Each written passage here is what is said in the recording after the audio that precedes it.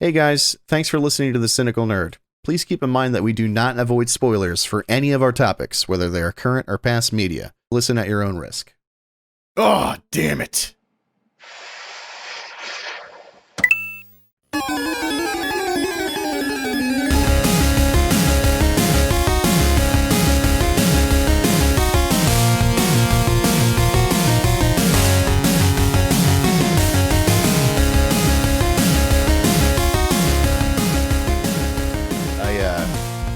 So we were at my mom's and we didn't have anything to watch. And I was like, well, we're really into Pam and Tommy. And my mom likes, true story stuff, period pieces and biopics and all that. So I was like, let's try it out. And immediately I said out loud when we started, I forgot how much porn is in this show. And I was like, this is going to be super uncomfortable. And then the whole time she was just like, when does the porn start? I'm like, geez, do you want to step away and we'll take your iPhone with you? There. Yeah, calm down there, Steph. Take it easy. Didn't realize I riled you up.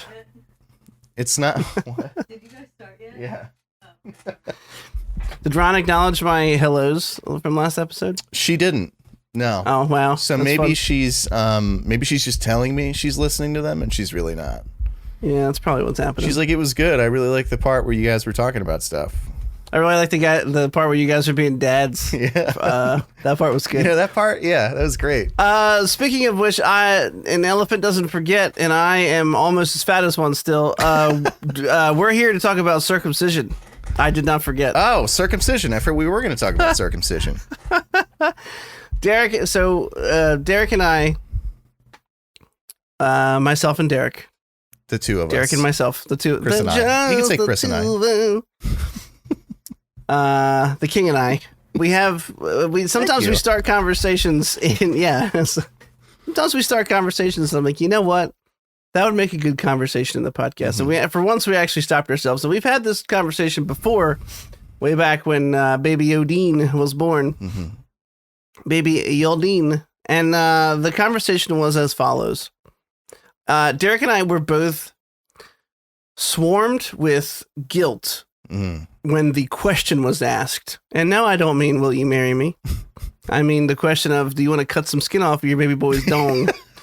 And so, like, I'm circumcised. I think I'm pretty sure you are. I've never seen it before. I'll show you. I don't have any issue with that. No, I'm good. I'm good. I can picture just fine. I've seen plenty. That didn't sound good either. You know, porn and such. I just see him all the time.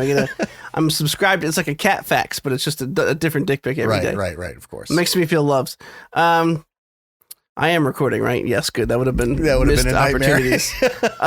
So, I never really gave it a thought. It's just always been a thing. It's kind of like the American norm, I would say, which is kind of weird because it's mostly started as a Jewish tradition and then somehow just kind of permeated into being like everyone's thing. And, obviously not that there's anything wrong with it being a Jewish tradition, but it's just odd to me that it somehow escaped the confines of that religion and somehow is just something everyone does. And it didn't really hit me until my wife had given birth and we were in the room and, we're not in the delivery room anymore. We're in like the you're settled in room for like a night or two. And, they're like, oh, his vitals are great. We're going to bring him in a minute. We're going to take him out for some, shots. Or they do a million things to these kids before we go home with them. And one of the times they were like, oh, so do you want to circumcise him? And my wife was like, yes, like without even a second thought. And I was like, it hit me and I went, well, but why though? Yeah.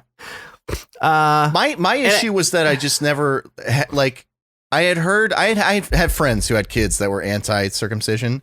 And for like years, I every now and then would see them and it all made sense why people don't get it done. But it just was never anything I committed a whole lot of thought to. So like when Veronica was like, well, I want to get him circumcised, I was just like, all right, I can't think of a single reason to disagree. Not beforehand anyway.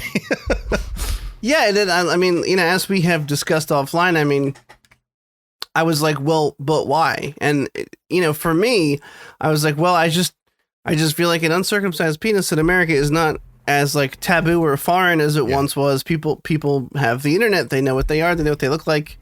And if you were curious, the answer is an earthworm, basically. Just a curious little guy. And there used to be these myths that they were like less clean or something because of the foreskin. And to be honest, little kids are going to be dirty no matter what, unless you bathe them. It's kind of your job as their parent. Surprise! Just in case you didn't know that, it's a parenting fun fact. I immediately was like, well, why are we doing this? Like, I don't really get it. Like, we're not Jewish again. It sounds, in this day and age, it sounds weird to just say that, but I'm saying because the root of the tradition, it had nothing to do with either of our religions, my wife being Christian and me being an atheist. And it just felt like I just don't see the upside to this besides a cosmetic thing, but we're making a choice for him that he can't undo. Mm-hmm. And it just, I questioned it for a minute, but she was steadfast. She just wanted it done. Yeah. So we did it. And then I felt so bad. Just like a week afterwards. Terrible. I think like beforehand, I had this vision in my head of like, they do the circumcision and the kid comes back and there's just like a couple fine, neat little sutures and it's totally neat. And no, it's a bloody horror show. They have mutilated your baby boy's genitals. What have you done to my boy? Yeah, really? Like he was born, he was so calm, like that first couple hours or whatever. He was just sleeping, and then they like wheel him out, and they come back a few hours later, and he's just screaming at the top of his lungs. You would be too. Yeah, 100%. There's actually cut your dick. And there's a lot of evidence that it's not really just a neutral point, and that it does have detriments to it. Getting circumcised, that is, where apparently it's kind of like getting a cat declawed, where it basically starts a neuropathy that moves up into the rest of the arm. It's kind of similar to that, where like it's like pulling a bone out of the tip of the dick, just like getting declawed. Yeah. It's you take that skin out, and you're basically taking the nerve endings out as well, and it causes less feelings in your pee-pee, and that's really where you want the most feeling, I think. And the male can't defend himself anymore because it's the claws removed. Yeah, can't shoot the claw out of his I'm dick sorry, hole. Derek's saying like real evidence as to why, and I'm stuck on this cat declawing analysis or analogy. So I don't know. I figured the podcast has been moving slowly but surely into this dads talk about semi nerdy things episode, and when we were talking about this, and I went, you know what? Let's just talk about it. Yeah. So if you're an expecting father, just consider maybe not doing it. I would not judge you if you still get your kid circumcised, but it's a rough thing, and you just feel like shit because of, like you said, you're making that decision for the kid. They of course can't make their own decisions. So it's you. The reason they're screaming and their dick is covered in blood is you. Yeah. You did it. Yeah. The reason they got a bloody stump is definitely you. The reason he'll never be able to, like draw on a hoodie on his penis is because of you. You're really just ruining his opportunities for Halloween gags. I mean, geez, the list goes on. What if he joins the Jackass cast and they have to put it through the little hole with the string and dangle it to like in front of a snake? The snake's not going to know what it is. It's going to be like, it's unnatural looking. I don't like it. I'm just kidding. Chris Pontius cornered the market on snake taunting with a penis. I don't know where I'm going with that. Look, I don't feel that great today. I took a bunch of medicine so that I wouldn't be sniffing in everybody's ears. So just so you know, if I'm a little less jovial or animated than usual, it just might be because I'm a little bit under the weather, as people like to say. Right. Because the temperature in New Jersey and Pennsylvania has been literally a fucking seesaw for the past, 5 days. Yeah. Really, a couple of weeks. I've never in my life had, I've always had allergies as an adult, never to the extent of this year. There's hours out of the day where I'm just miserable. My eyes are constantly watering. I'm constantly sniffling. It's just absurd. I'm one of those people now that sneezes 10 times in a row. I always wished death upon those people, and now I am one of them. So here we are. Here we are. This is episode 56 of The Cynical Turd. Oh, God. And my name's Chris. This is, as always, John. My good buddy, John. It's good to John be here. Derek Reconcile. Yeah, his last name's Reconcile. Yeah. That's right. It's pretty cool, right? Of course it is. His Why family, wouldn't it be? the great Reconcile House of Eastern Europe. That's where they hailed from. So this is episode 56. Our main topics today are the Peacemaker finale, which I'm excited to talk about, and also complain, but not about the show, about some of the Snyderverse fandom. And I talked about this in our personal conversations. The new Texas Chainsaw Massacre film. And then the Cuphead show, which I didn't know were just 15-minute episodes, but pretty short. they're kind of adorable. I don't really know that well, we'll get into it later.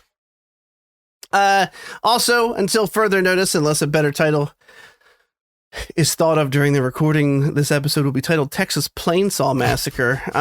So I'm going to go out on Front Street. I'm sorry, Scott, our former co-host Scoot. I know he still listens. Or maybe not after this one. Hi, Scott. Yeah, this is the last one. Yeah, not after this. I love you, buddy. So here's the thing that I realized recently, and I should have known it for like years, but the analysis is Chris is to DC as Scott is to horror. Mm-hmm. So he loves horror just in general. He might not realize this, but he will always like go in giving it the benefit of the doubt. Yeah. He loves horror in all of its forms. He loves the campy stuff, the in-joke horror where it's like kind of, poking in front of itself, even when I don't think it's doing that on purpose. He loves it. So I know we know, Derek and I, because we still talk to Scott on a daily basis, that he rather liked this movie. And I promise you, buddy, I'm not doing this to like give you a hard time about it. I just watched it last night. I know Derek already gave his thoughts on it, and we're going to get there. But I thought it was a big stinky turd. And it's not just him though. And that's, obviously it's one of our MTs, so we'll get into it later, but it's not, he's not the only one who praised it. There's a common thread there. And that's just something I want to get into. Well, there's some tropes in that film that really, really bothered me. And I know horror is nothing but one big trope sometimes, but whatever. We'll get into it later. What I'm saying is, I love you. If you're still listening, stick around. And maybe you'll see where I'm coming from, even if you don't agree. Okay, so episode 56. Derek, how are you doing today? I'm doing wonderfully. I had a great night at my mother's house. I had a couple drinks. First time in a long time. Had some drinkies. And nice. So naturally, I feel like dog shit today. 100%. Just terrible. Yeah. Last time I was there, I slept in. She scooped up the baby and let me sleep in. I slept till 11:30. It was beautiful. Oh, that's amazing. And this time, within 15 minutes of me getting there, she was like, I don't want you to think you're sleeping in again tomorrow. I was like, okay. Oh, so, you were like, wow, way to pull the rug out from under me basically. Immediately. So still had some drinkies, but still had to get up early, be a dad. That's okay. Love doing it. But no, I'm good. How are you, pal?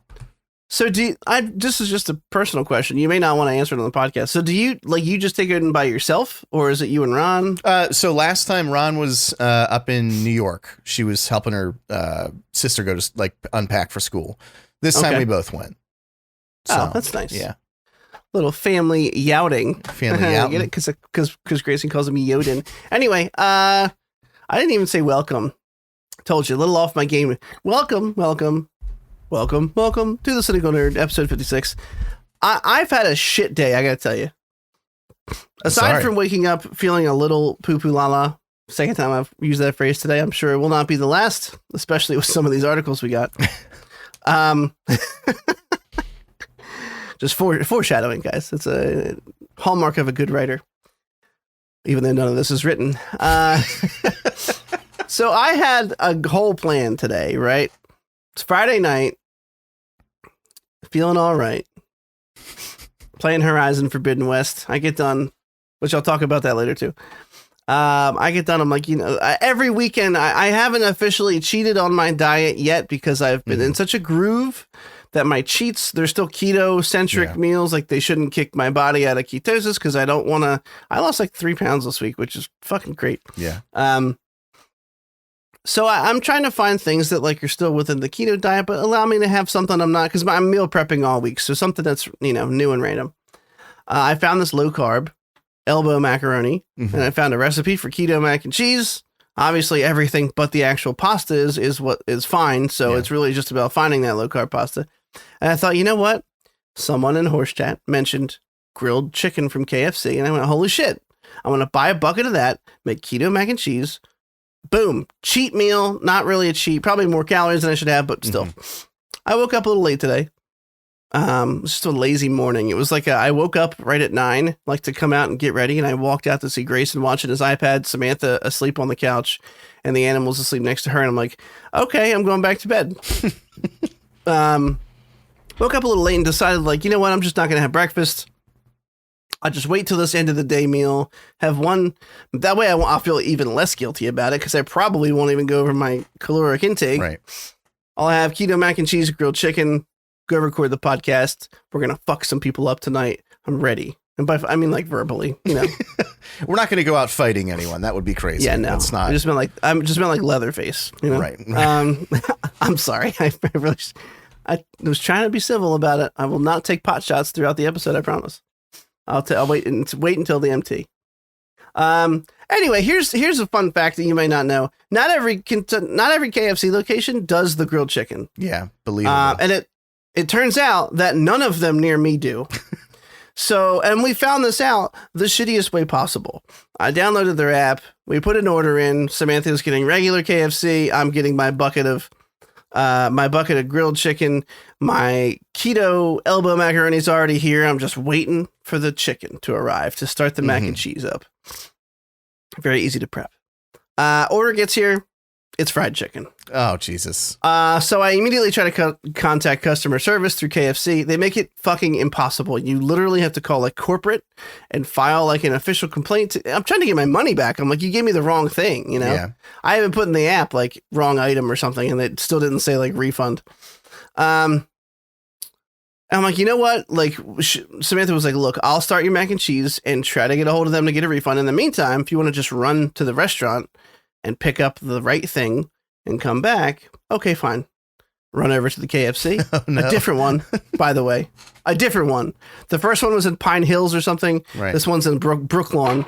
It's just a shitty area of New Jersey, by the way. I go to the drive-thru. Hey, I'd like a 8-piece bucket of grilled chicken. Sorry, sir. We don't have that here. Oh. That's fun. Fuck me, right? Yeah. Yeah. What are you guys advertising for then? And like, how am I supposed to know which locations have it? It's just in the app. Like it just you pick 8-piece bucket and then you pick the style. It doesn't tell me no. Yeah, that's what I hate about like the promotions for all the fast food places around us. It's the same thing. They're like, new item, and then you get there and they're like, oh well, our location doesn't have the new item. And it's like, I will say, when like the Taco Bell wings were out, our local Taco Bell had them. They've had most of the special stuff.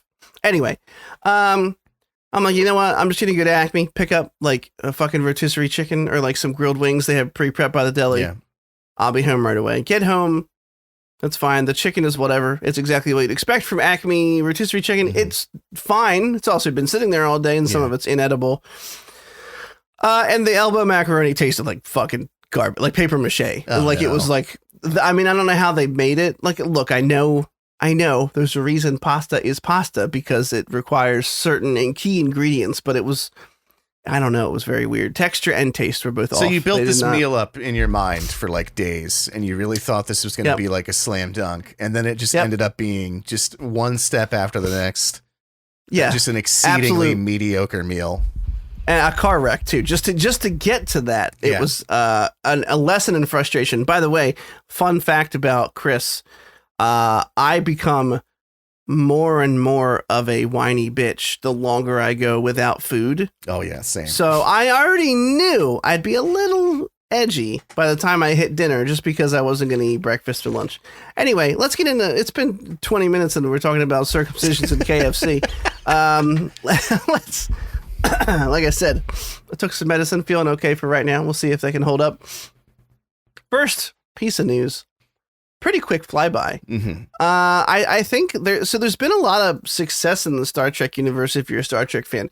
I'm personally not really, but the Star Trek Discovery show is apparently quite well received. Mm-hmm. There's the Picard show, which I think is season 2 right now or something like that. So it's, it's not overly surprising, but there is going to be a new Star Trek film with the JJ Abrams cast. It's in the works right now at Paramount. It could shoot this year. Look, of the also, by the way, just in case, they actually named this Star Trek timeline because of all the timey-wimey shit JJ Abrams did. Yeah. It's called the Kelvin timeline. I don't know why. Yeah. Anyway, Kind of weak. but yeah, kind of weak. Should have went with Celsius, bitch. So got him roasted. So look, of the 3 JJ films, I liked the first one. I did not like the second one. Yeah. And I liked the third one. It was okay. The third one was more of just like, it just felt like a Star Trek adventure. Mm-hmm. It was unoffensive. It was not amazing. But Idris Elba is Idris Elba. He has a free pass to the front of the glory line any day he wants. And he was a decent enough villain. So yeah. this is fine. This is fine. I will watch it. I am still not going to go watch the new show. Or I tried to watch Picard because I love Patrick Stewart. Yeah. Didn't care about it either. As soon as he started talking Star Trek terms, I was like, oh, that's right. I don't actually like Star Trek. So I've tried to get into Star Trek so many times just because I know it's like a beloved franchise that people go crazy for, and they have since, I mean, it predates Star Wars. And I just can't for that same reason. As soon as they're like, set the Glorbtron to the Meteo Blast 2.9 degrees, I'm like, this is stupid. I can't. This is dumb. I can't get into it. That being said, the JJ Abrams movies are good. JJ, he always puts out movies. They're not necessarily good, but they're never bad. Like, they're always entertaining. One, I agree with you, I think is the strongest, the first one. 2 is the weakest, and 3 was good.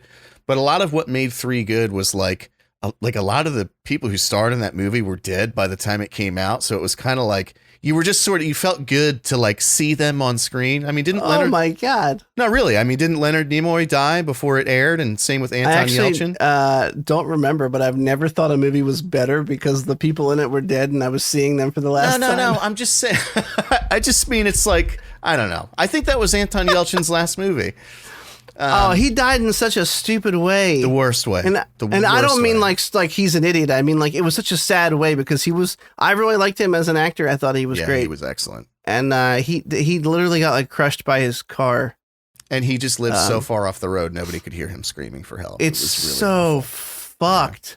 Yeah. I remember being like genuinely sad. Like, me too. And you know, there's very few like celebrities that, like, obviously Robin Williams, but that's because of years and years and years of nostalgia built on top of nostalgia. Anton Yelchin was just like, damn, that's how you went out? Yeah. Like, that sucks. Well, his career was really starting to take its first humongous stride. And then it just way got cut short. It was a shame. Good acting. Yeah. But anyway, so I'm just saying. It's almost like his career. It was nice to see them as they were.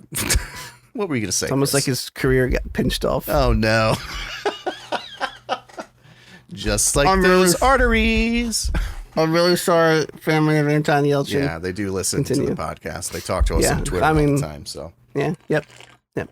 At the Cynical Nerd. Sorry, the Yelchins. Also, before he continues, I forgot to say, if you have thoughts about the whole circumcision debate, please hit us up. Email, Twitter, I don't care. We'll talk about what you talk about. If you're pro circumcision, #hack 'em. Anti-circumcision, hashtag, I don't know. We'll think of something catchy. Wait, on the Uncut Gems. I'm sorry for the voice crack. I was so excited to say it. The Uncut Gems, yeah. There you go. That's a good one. But anyway, I'll watch it too. Long story short. Cool. Next up on the docket, speaking of Paramount Plus, well, speaking of Paramount in general, Paramount Plus is apparently so fucking happy with this first season of Halo that they already renewed it for a second season before the first one even came out. Yeah. I don't really have anything to say about this. I mean, this comes out March 24th, so we're going to find out pretty quickly whether or not we agree with the Paramount execs with their decision to make a second season. We'll have to see what happens. We've talked about the trailer before. I'm not going to dig back into it. But, I mean, look, clearly they have a lot of confidence in it. Whether it's well-placed or not, I guess remains to be seen. But, I feel like it's a power play. I literally think that's all it is. I think it's like they see that I think The Boys did that. A couple shows have done that in recent years where like before the season that's coming on airs, the Yeah, one but they were right about following The Boys. Exactly. So, but I think that's what they think this is going to accomplish, is to make people go, ooh, they have a lot of faith in this. I better go check this out. That's not how my brain works. Yeah. I still think it's going to be stinky dinkers. And you read this whole article, and the writer kind of has like I can't wait to see it. And you're like, how did you watch the trailer?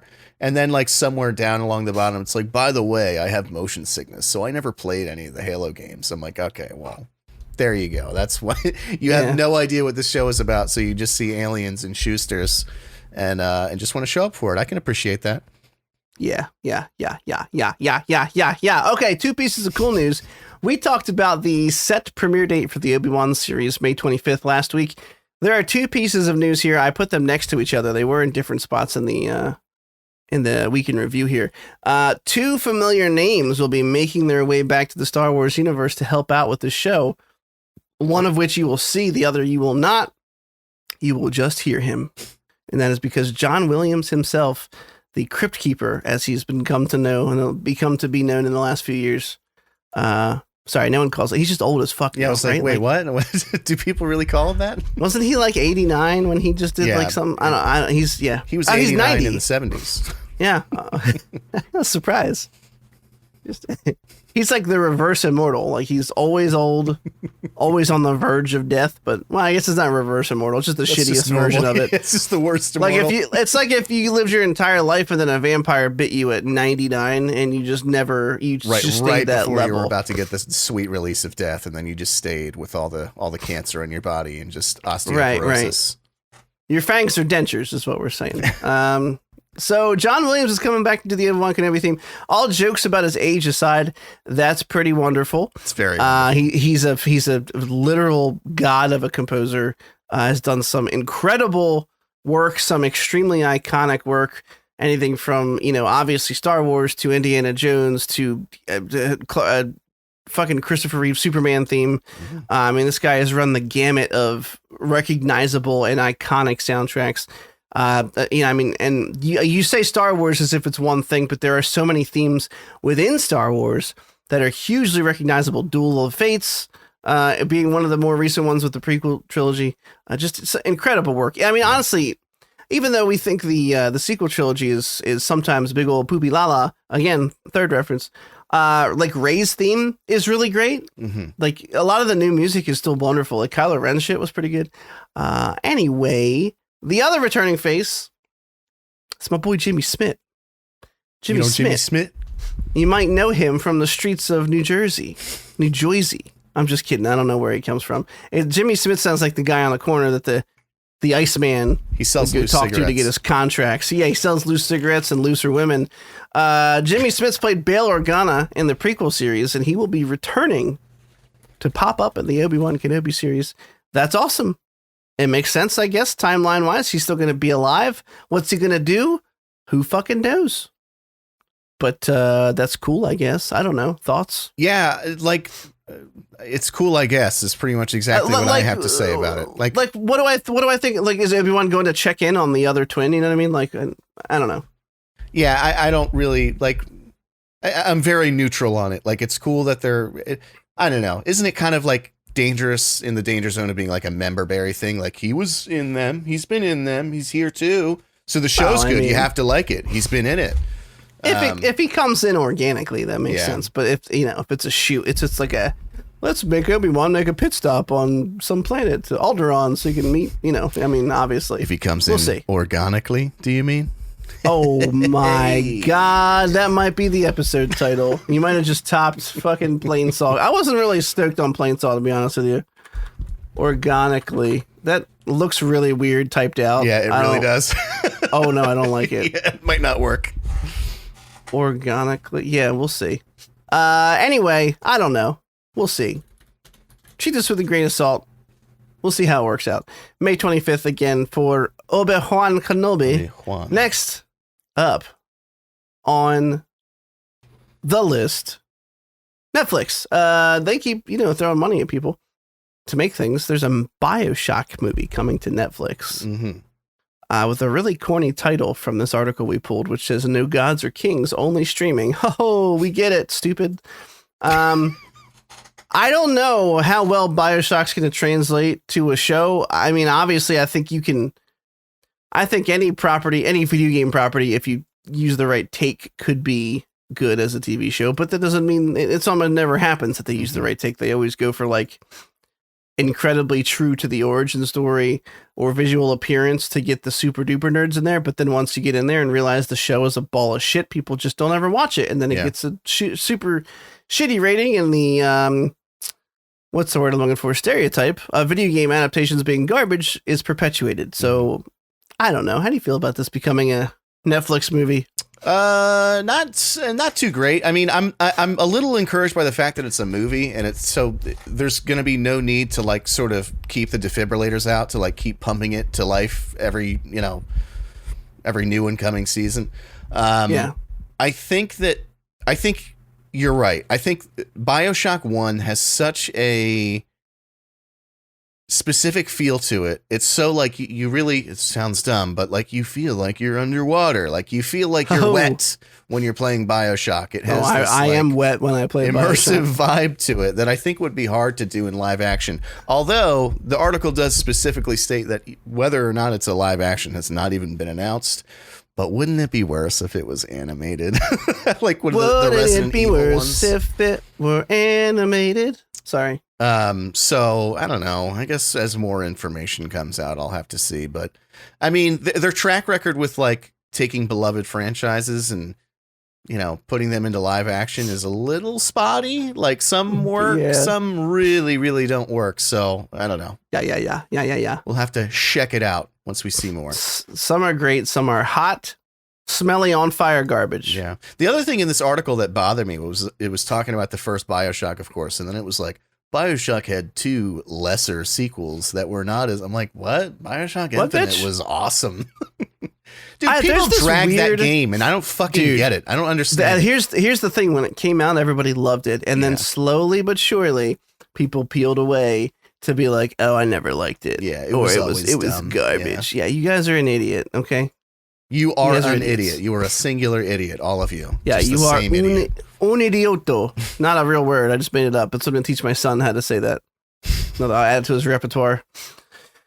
Yeah, that's how exasperated that article made me. The Hollywood Reporter also mentioned 2 words that should send shivers down your spine in conversations about this.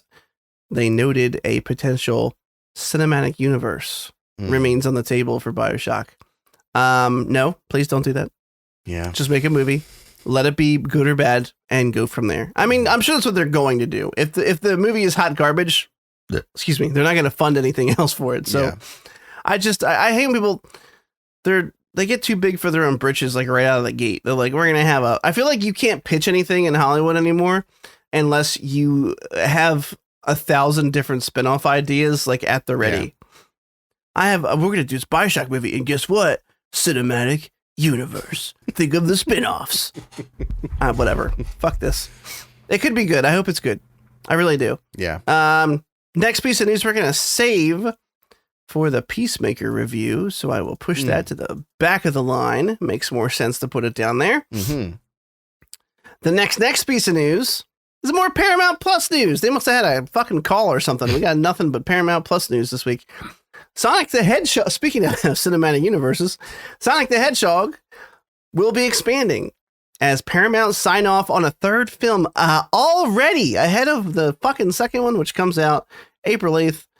I think in theaters exclusively at first. Mm-hmm. They signed off on a 3rd Sonic film and also an Idris Elba Knuckles spinoff series at Paramount Plus with Idris Elba reprising the role. Look, I love that man's dulcet tones just as much as the next Derek, but it's him.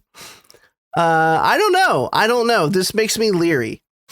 Derek and I discussed this before, so I will not beat a dead horse.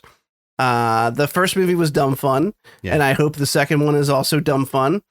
I don't know how much Sonic I can stomach, though. Yeah.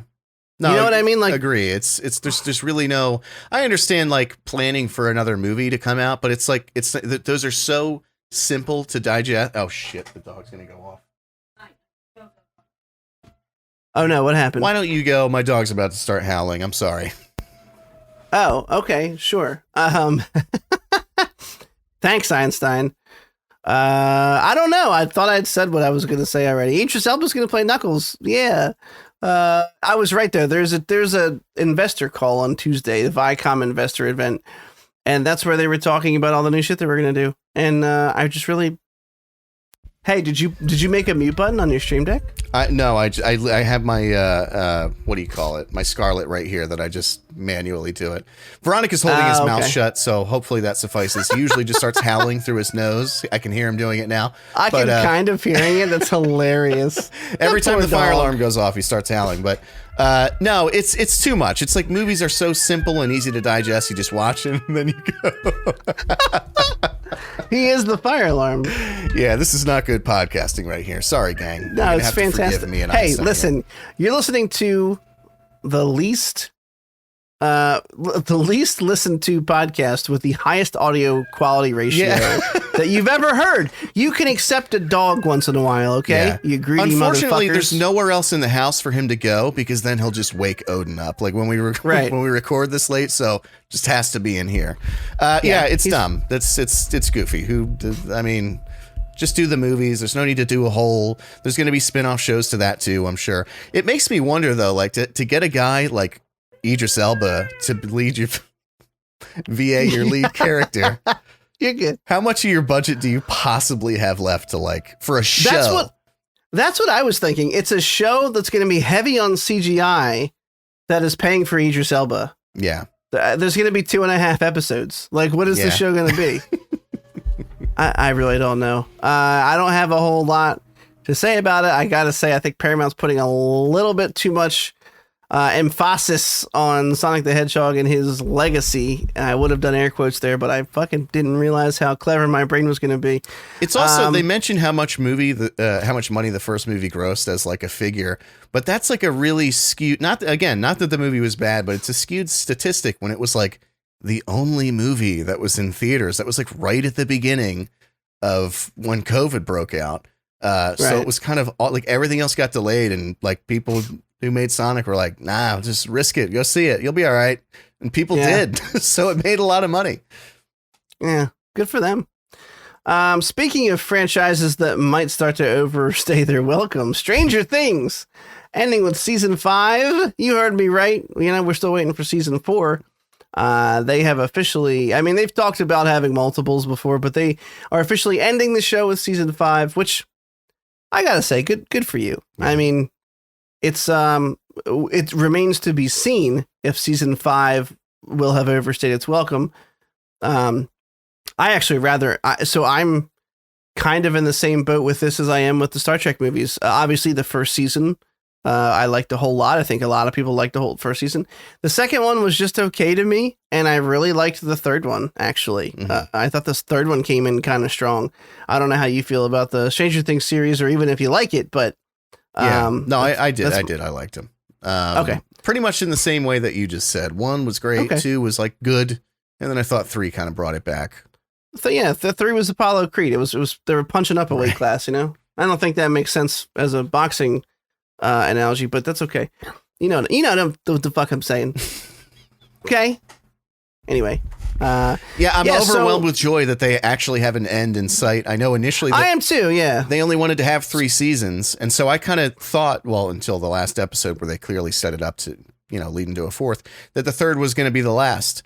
You did, my poor thing. And it's kind of like every season is really the same story. The monster's back. He's bigger this time. We got to get him again. It's always just a different form of that monster. Yeah. I definitely did not think 3 was the end specifically because I had heard interviews with the creators who were talking about like they at one point had literally said we have storylines written out until season 6. So to hear them say we're ending it in 5, I was like, oh, good. You pulled it in closer. Yeah. Maybe you realized that some of those storylines were dumb or repetitive. I don't know. I'll remain optimistic because the show has treated me well so far. I get it that it's nothing but a nostalgia boner. I'm okay with that. Yeah. Sure, hit me with the Ghostbusters costumes in the 80s. I remember that. I like that. It's fun for me. Yeah. And also it just does creepy sci-fi pretty well. Like at the end of the day, I just like creepy, weird, interesting sci-fi concepts. And that's mostly what the show is. So they announced that season 4 will be in 2 parts. I have no fucking clue why, but they're pretty close together. So I'm not that mad about it. Stranger Things 4. It's because they're bumping 1. Netflix's prices up again, and they want to make sure they get at least 2 months out of everyone. Yeah, that's true. Volume 1 will release on May 27th, 2022, so it's only 3 months away. Followed a few weeks later by Volume 2 in July. So it's like, not even 2 months, like a month and some change. Mm-hmm. So that, that's fine with me. Like, I don't know why they always bulk drop the seasons for this, which I love. Yeah. I wish people still did this. I get you want to drag out subscriptions, which is why you release things week to week, but we know that you shot the whole fucking thing at one time, so give me the whole fucking thing at one time. But that's it. So we're season 4 is coming back pretty soon. Finally, if there's been a huge lull between season 3 and season 4 because of COVID, and those kids, they're not getting any younger anymore. Yeah. Which is probably part of the onus for ending it at season 5. They're like, all right, well, they're going to be adults and we're still going to be trying to Scooby-Doo them into situations that they have to figure a way out of. So it looks interesting. I mean, they are definitely raising the stakes. We are no longer in Hawkins. The groups of kids are split up. You got some kids in California. There's some kids in Hawkins. And then fucking Hopper. Hopper? Yeah. Hopper. Okay, I was like, Hooper or Hopper? Hopper. It's in fucking Russia, which I wish they wouldn't have revealed.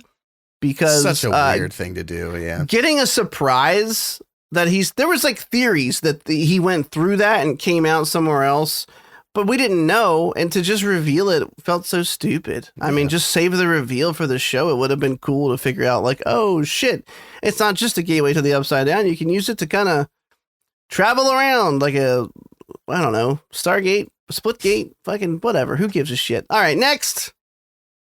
We're on to the trailers.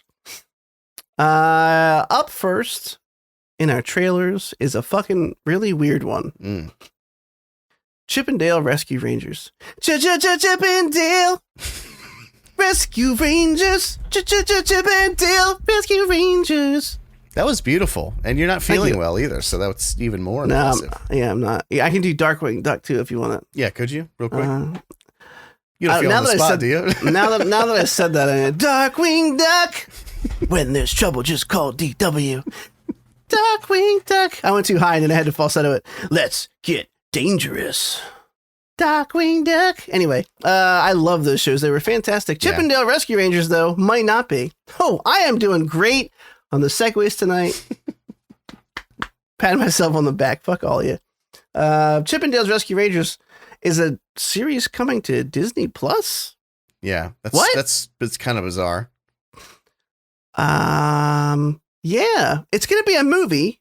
It looks like, John Mulaney, who's a funny guy, as Chip, and Andy Samberg as Dale. Look, I mean, just for those two guys' names alone, I'll probably watch it. I think both those guys are hilarious. Andy Samberg historically has been pretty picky about the stuff that he puts his name on. I mean, post SNL anyway. Some of those SNL skits were just not good, but he made his mark in SNL, obviously, which is why he went on to do Lonely Island. And a lot of the movies he's done have been things he's written. There was the Hulu movie Palm Springs that he was in. Yeah. That I actually really loved. I thought it was a great movie. I liked it too. I expected not to, but it was pretty good. So, I mean, look, I don't know. This is weird. There's a lot of meta stuff in here. They do a lot of talk about themselves. They make a funny I actually forget which one's Chip and which one's Dale at this point, but I could have told you when I was a younger kid. But I mean, the Roger Rabbit's in this. Other cartoons are in this. There's a live action mixed in. There's like a flash forward in time, and one of them gets the 3D surgery and is now CGI. I don't know what to make of it. I really don't. It seems like it's going to be a tongue-in-cheek meta commentary on just sort of animation and how it's changed over the past like 40 years, which could make for an entertaining, little watch. Tongue in cheek or acorns in cheek? Because they're chipmunks. You get it? Banger. Oh. But yeah, no, it looks entertaining enough. I'll check it out. I mean, their voice actors, I can't stand them. That's one thing I'm just not with you on it. I'm sorry. No, I like them like as people, but like the way they talk in this is just, it's not doing. That's fair. Doing it for me. But yeah, no. John Mulaney should always just be Spider Pig. Is what you're saying. Absolutely. Holy shit. Yeah. God, I need to rewatch that movie. It's so good. It's so satisfying. Oh man, when Uncle Aaron finds out that Miles is Spider-Man on that rooftop, and he hesitates and gets shot. It's a good. Such a sad scene. This one comes out May 20th. Not Spider-Man. Chip and Dale. That's what we were talking about. Exclusively on Disney Plus. It looks like it's going to be just a movie and not a show, which makes sense. I mean, the amount of CGI here and visual effects is definitely going to make more sense. Looks like a modern day Roger Rabbit. And Roger, like you said, Roger Rabbit is literally in it. But just sort of the mix of live action with 2D cartoons and 3D cartoons. It just seems, I don't know. It's like just interesting enough. I'm like, all right, I got to watch this. I'm not sure who wrote it, but we know who stars in it. And Chris Parnell is in it. Again, Saturday Night Live alum who has done some Lonely Island stuff. It's being directed by Akiva Schaffer, who's part of Lonely Island. So who knows? It could be great. It could be dumb. It could be somewhere in the middle, which is probably where we will find it. And that's all I got to say about that one. The next is a personal trailer. I don't know if you played Star Wars. Oh, wait. Yeah, you did. We talked about Pete buying a whole year ahead of time. Star Wars The Old Republic, an MMO that has had an interesting life cycle. Started off, I guess, moderately successful. Went for a couple years. Popularity went off the deep end. Went free to play. Still moderately successful though for quite a while. They were releasing, update after update. Their latest update is out now, which is called Legacy of the Sith. And just, not burying the lead, I think they continue to do a stellar job with the cinematics for these. Yeah. I mean, this is a 6-minute, well-told, self-contained story about these characters that kind of sets the groundwork for this expansion. Unfortunately, I've heard bad things about the expansion itself. Oh, it's out already? Yeah, it's out now. Oh, okay. I have been hearing some rumblings that there's not a lot of content to it. Just kind of bummerish shit. But we're talking about the cinematic trailer here, and I thought it was great. Darth Malgus, who's been a figure since the game first came out, factors into this. You kind of follow the story of this Twi'lek who becomes a Jedi, but their sibling didn't get to, and it just tells us great self-contained. I would watch a million of these Star Wars shorts. Yeah, if they just told little stories like this all the time. I think they're great. I think that this game has the biggest bait and switch with these cinematic trailers because they're so fucking awesome, and then you play the game and it's not nearly as awesome. I've tried to come and go like a couple times over the years, and it never holds my attention for longer than like 2 weeks. It just gets like, I don't know. I feel like the economy is all fucked up in it, and there's all these weird like buy this with your real money and then you'll be strong, and it's like everywhere you look. There's just not a lot of direction for like all its different systems, and it's just a mess.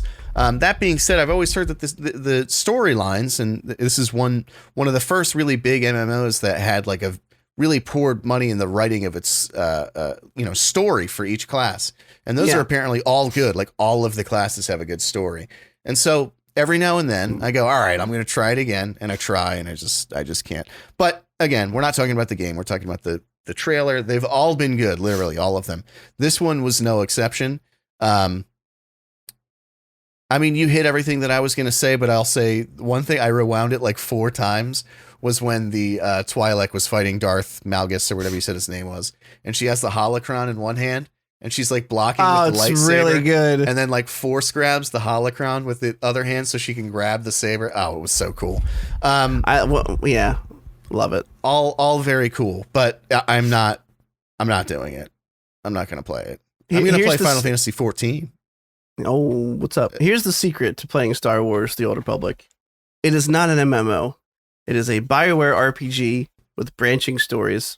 You can actually play it without ever doing a dungeon or ever grouping up down, so you can truly play it like a BioWare RPG. You can they've removed having to do side quests, so you can literally just do the class story quest the whole way through. I've played a decent amount of it. I played for quite a bit when it released. Kind of fell off because it wasn't really what I wanted or expected. Went back to it once or twice.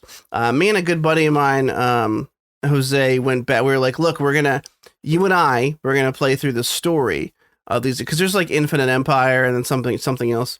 We're gonna play through this just to see the storyline of these. We'll play through them. We never finished, but we got pretty far. So I've had a decent amount of time with it. I Sith Sorcerer, I played most of the class story, which was great. Jedi Sentinel, I think I played through most of it.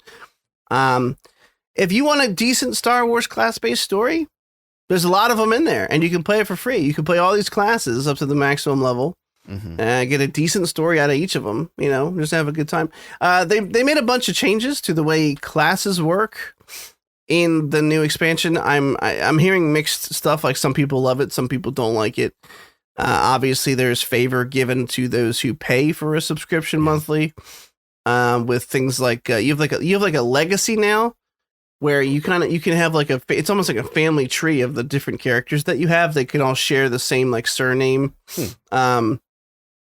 Anyway, moving on. Speaking of space shit, my God, my segues have been you're on it. You're doing it. Killing it. No Man's Sky. This is just for me. This is not for Derek. Don't look at him. I know he doesn't care. I just talked about No Man's Sky coming to the Switch last episode.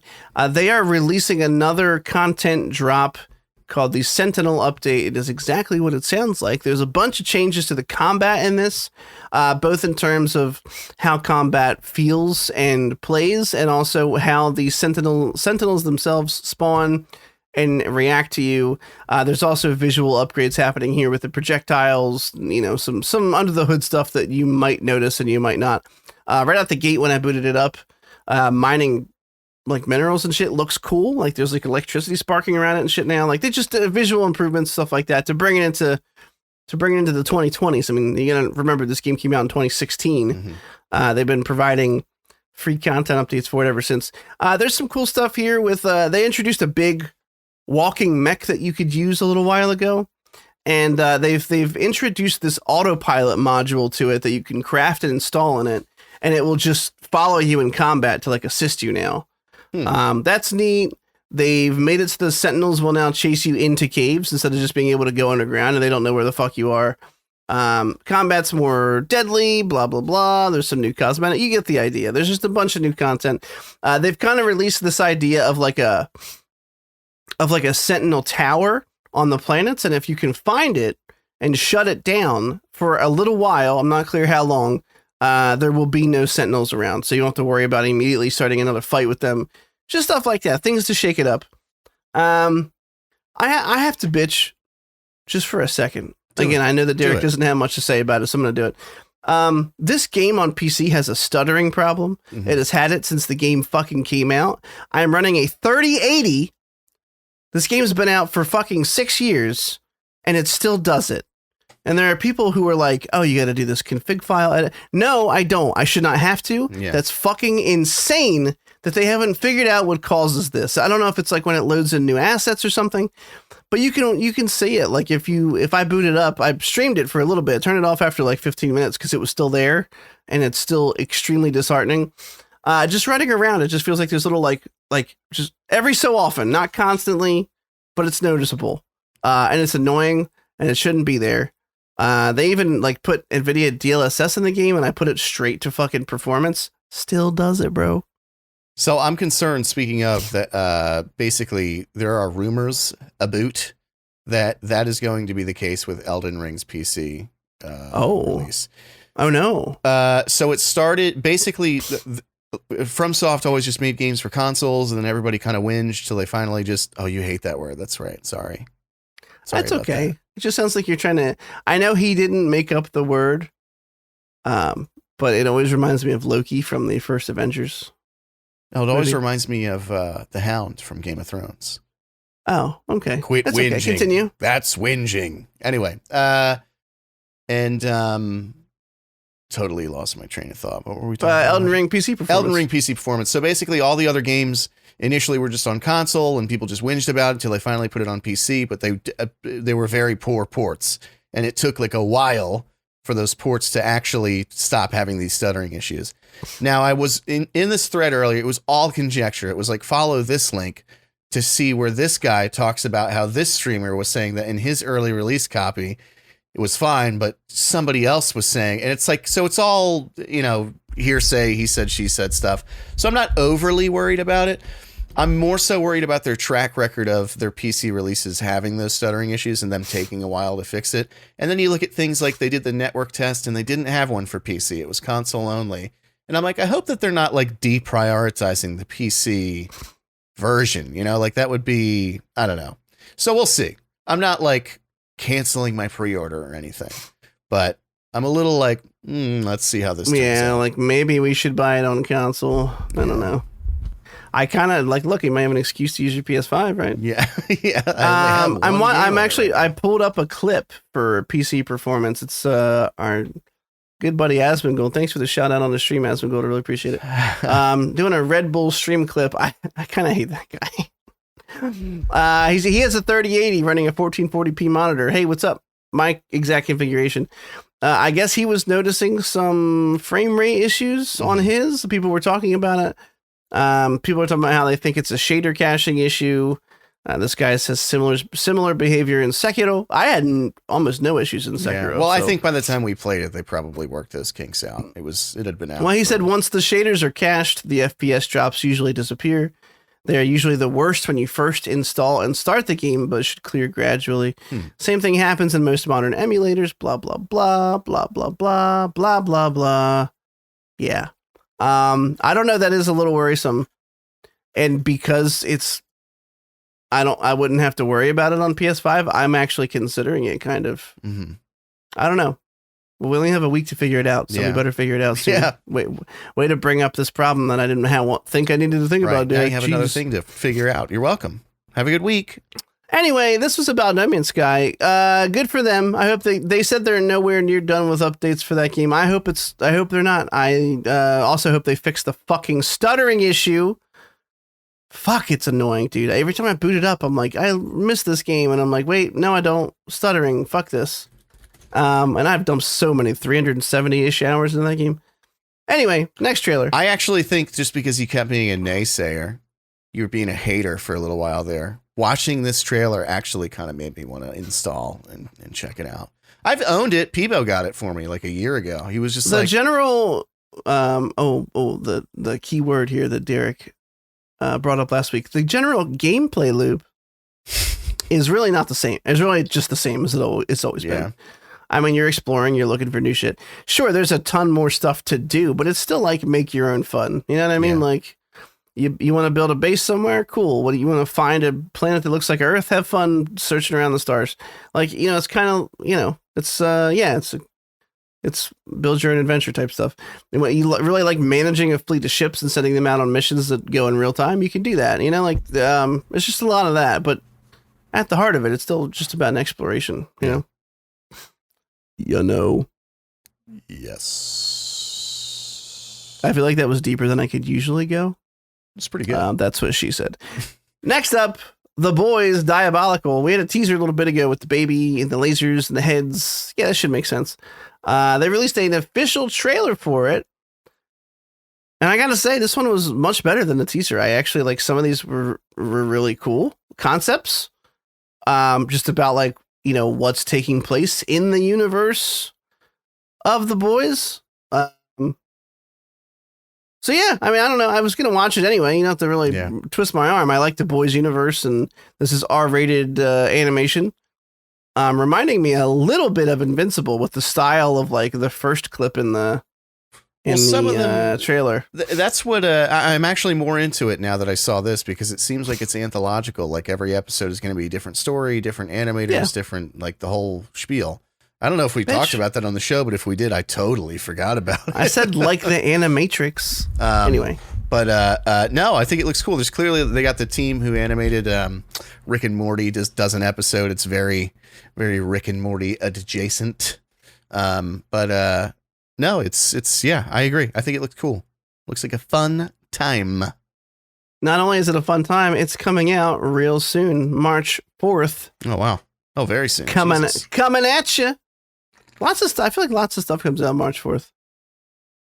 You know what I mean? It's the day. It's the release day. Yeah. Let's let it all out day. Speaking of early March stuff, we got to figure out where we're going to go to dinner. Yeah.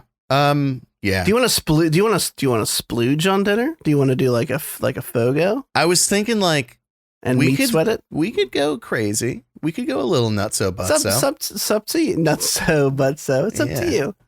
That would keep me in my keto diet. That's for sure. Yeah. There's lots of meat sweats. That's all. Yeah, that's okay. I can deal with meat sweats. I'll have gin and seltzer and gorge myself on bacon and filet mignon.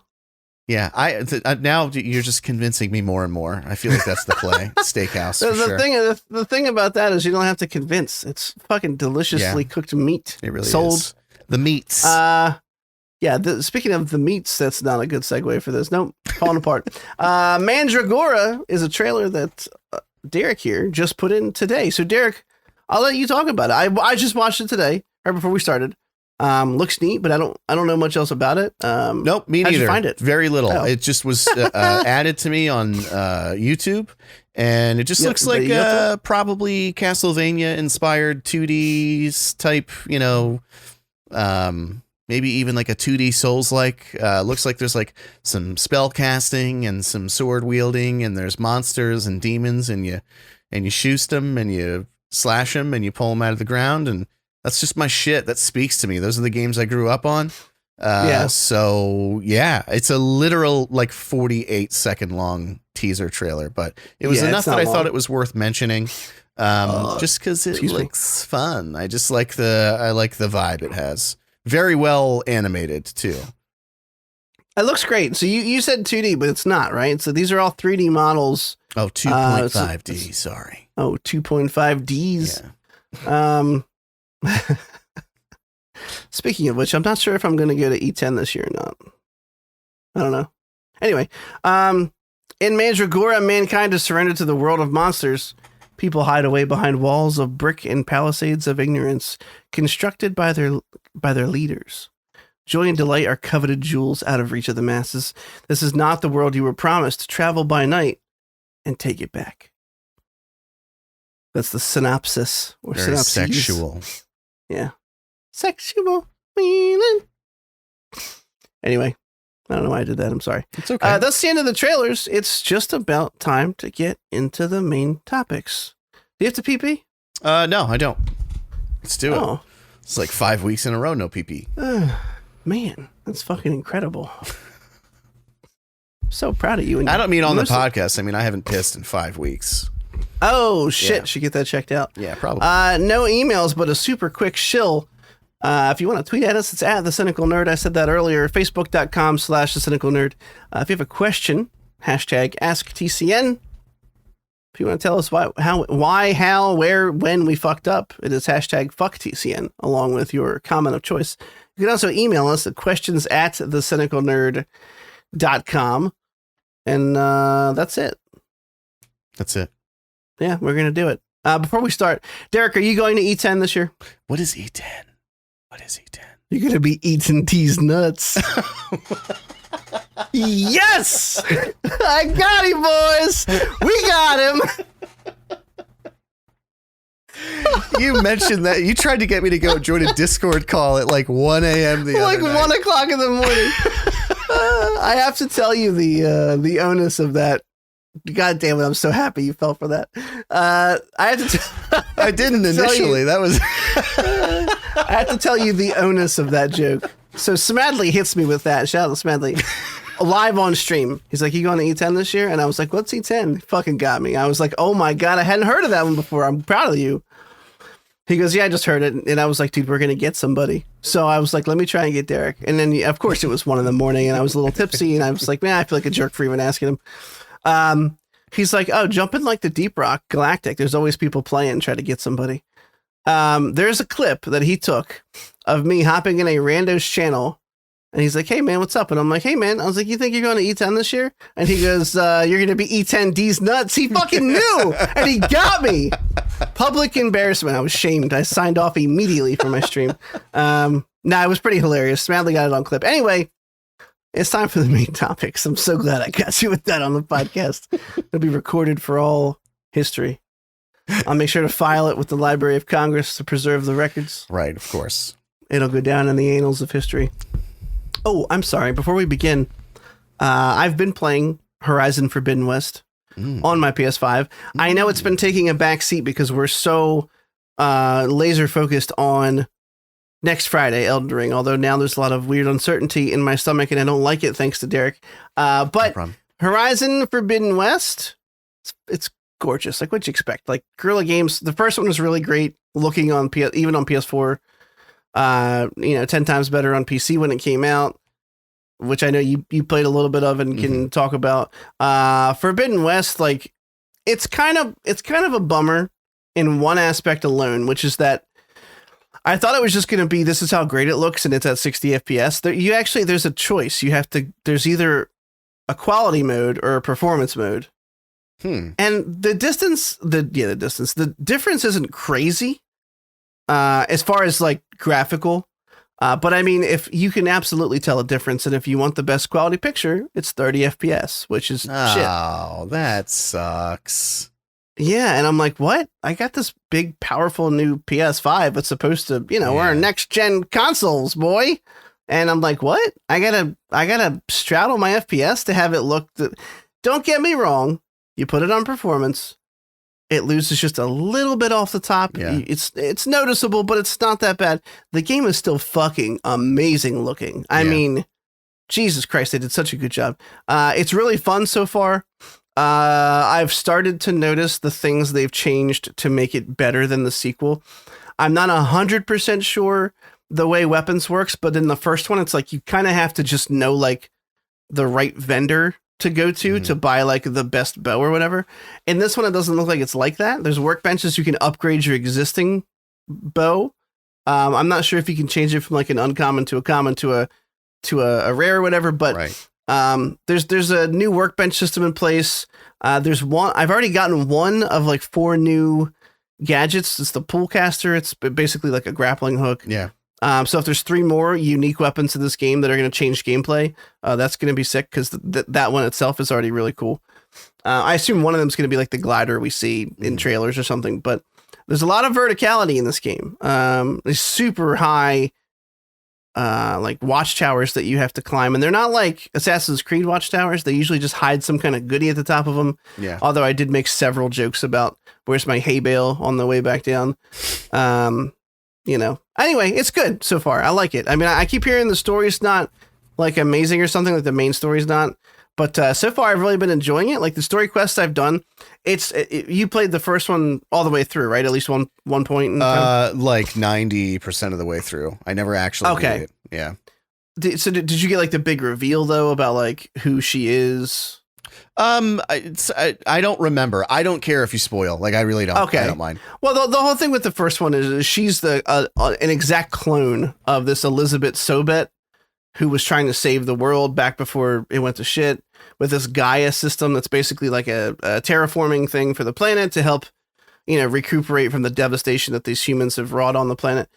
And there's a part of it, Hades, which becomes like corrupt, and that's like what you have to fight or whatever.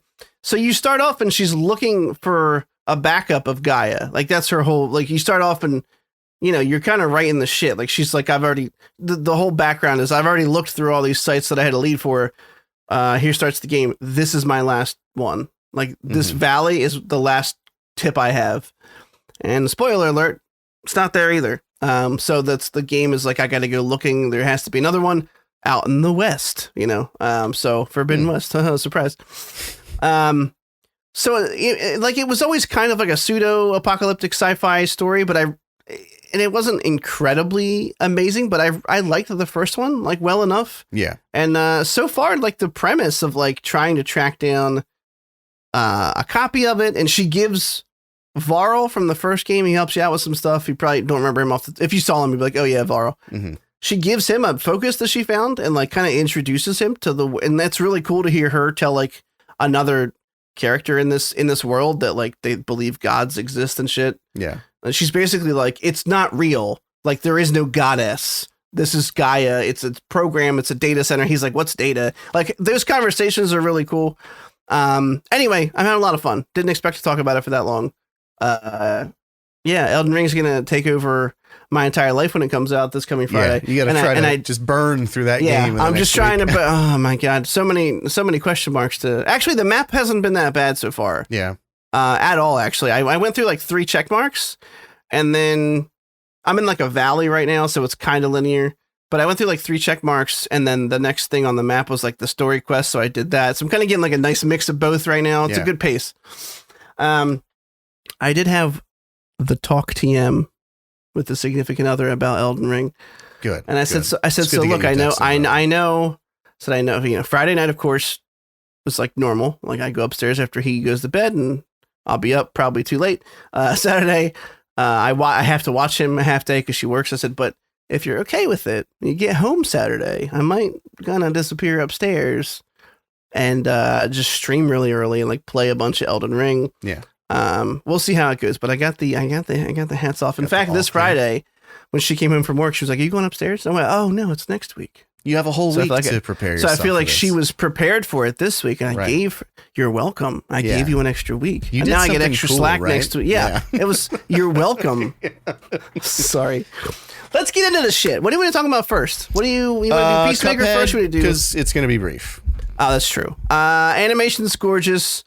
The stories are kind of silly. I don't care about much of the stuff going on, but it's like entertaining all the same. Yeah. It kind of just made me want to play the game with you, to be honest. Yeah. Yeah. Oh, okay. No, I agree. The animation is good. It's a little weird that it, like the game it was really done in the style of like old animation, like screen tearing and frame rate skipping and everything sort of sped up a little bit. Go ahead and schluck. There you go. I figured it was just going to laugh at how comically large this is. But it's kind of just like modern animation with like a sort of like filter with like some slight little screen tears.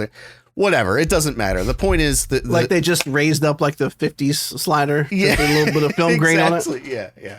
But in any event, you know, Veronica pointed out that it's kind of like has the humor and even really animation style of like Ren and Stimpy. Well, I loved Ren and Stimpy as a kid, so a little bit. Yeah. It's like crass sort of humor. It's, I don't know, it's just goofy. It's geared for kids, but it's a good time. Very well animated, very charming, and it gets a couple chuckles out of you, and it's great to get really high and watch. So just keep that in mind.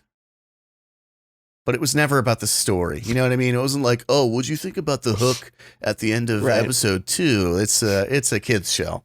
But yeah, we should absolutely, if It Takes Two was any indication, future co-op endeavors should be a very good time.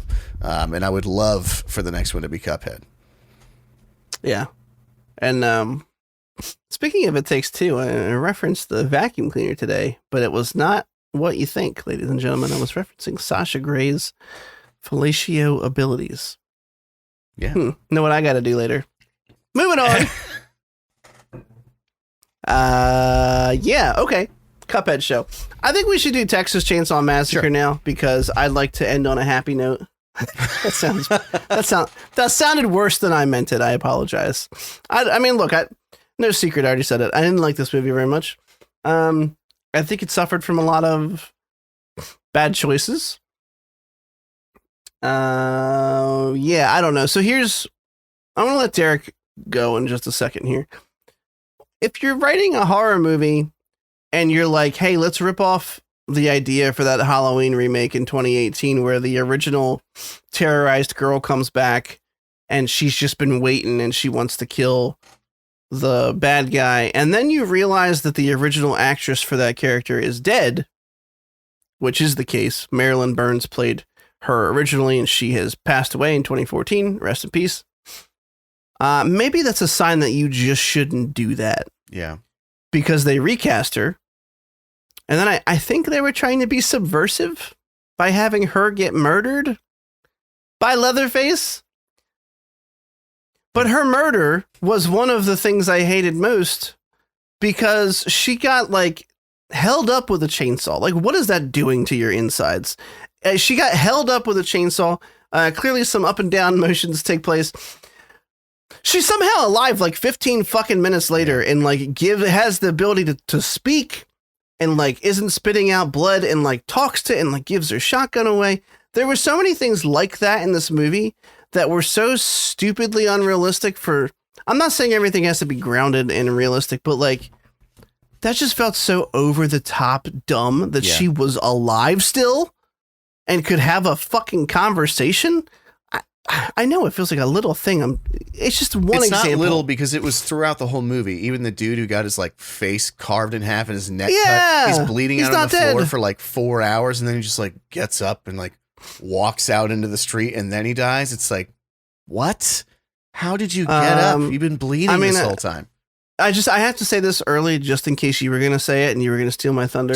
This movie, I'm just being real, you know? Fair play. This movie does the same fucking thing that both Derek and I complain about with Halloween Kills, which makes the killer supernatural. I mean, Leatherface gets shot with 3 shotgun blasts, point blank, and then a chainsaw gets this guy's chin, and he falls into some water and apparently never comes back up because it's not like the girls ran out of that basement. Like we watched him float under the water. You figured they're like, fuck it, we're in this now. Let's make sure this bitch doesn't come out. And then at the end of the movie, he's somehow alive still, and he's okay. And I can't stand that. I hated. 3 times is a charm. I think my rage demon comes out if I say I hated 3 times in the mirror. That they made Michael Myers this unkillable fucking force of evil. Like the entire town is shooting him and beating him in a circle, and he somehow like gets up and runs away with no one being able to see him do that. Like there was a couple moments in this film where Leatherface like turned a corner and then they turned it a second later and he was gone, and I'm like, that bitch has a fucking limp. Yeah. I'm take it away, please. Yeah, no, it was really bad. I understand that it's a slasher movie, and so there's nothing to be like, oh, super engaging plot. But like Veronica, literally 3 times throughout, we were like, what is anyone's goal? Like, why are they there? Why haven't they left? What's the reason anyone is doing anything? It was literally just putting people in a room and having a guy kill them. Like there was no, dude. Every actor and actress sucked. Again, you'll hear slasher film, buffs say like, oh, that's part of it. The bad acting is part of it.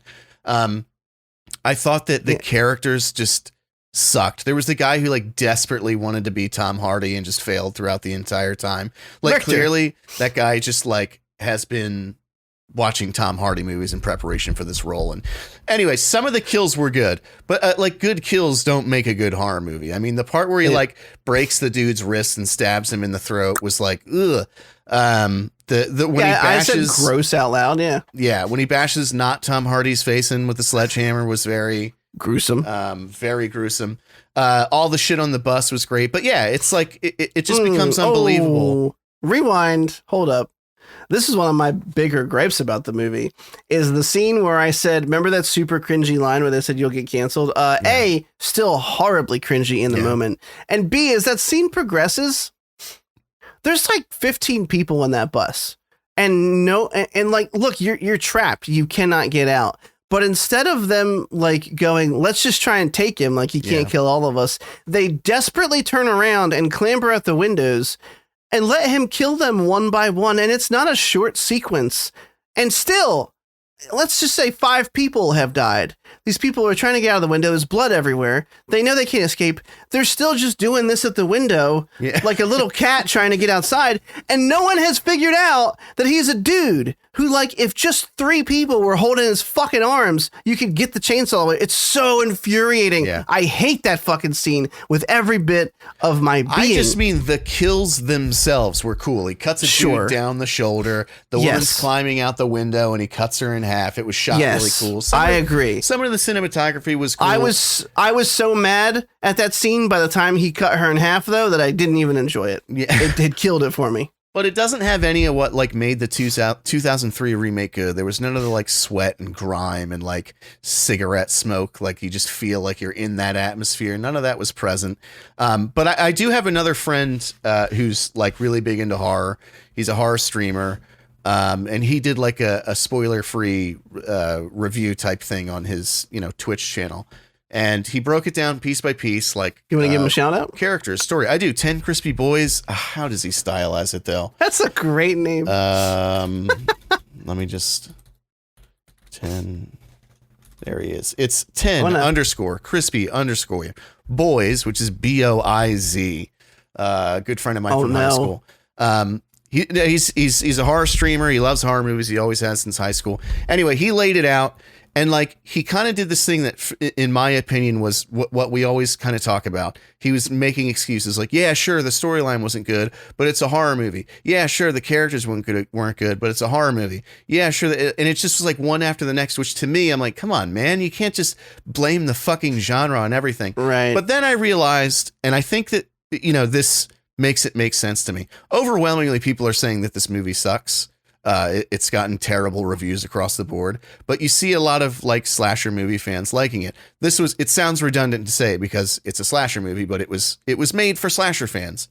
And so I think that they liked it because it hit all those notes for them.